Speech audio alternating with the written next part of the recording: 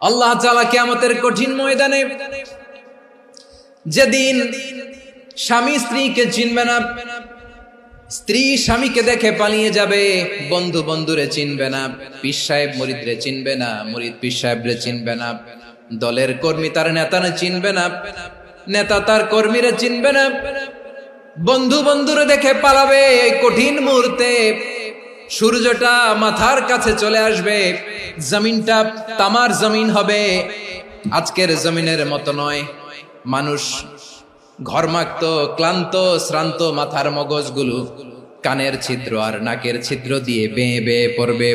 বিশ্বনবী ফরমান, কিয়ামতের ওই কঠিন ময়দানে 7 শ্রেণীর ব্যক্তিকে রব্বুল আলামিন তার আরশের নিচে ছায়া দিবেন। তার মধ্যে প্রথম শ্রেণীর ব্যক্তি হলো ইমামুন আদিল, যে ইনসাফের সাথে বিচার করে, যে জাস্টিস সমাজে সার্ভ করে, যে সুশাসন নিশ্চিত করে, ওই ইমামুন আদিল। আদিল শব্দটা বুঝছেন না? ইন্নাল্লাহা ইয়া'মুরু বিল আদল, পাইছেন? আদিল।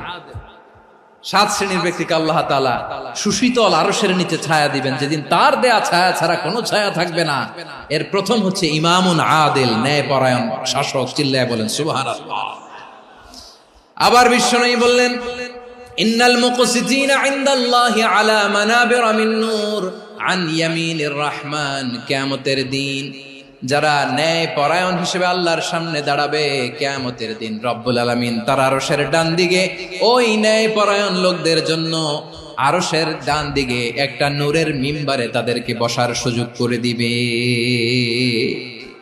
আল্লাহর আরশের ডান দিকে ন্যায় পরায়ণ লোকদের জন্য আল্লাহ তাআলা নূরের মিম্বার বানাবে।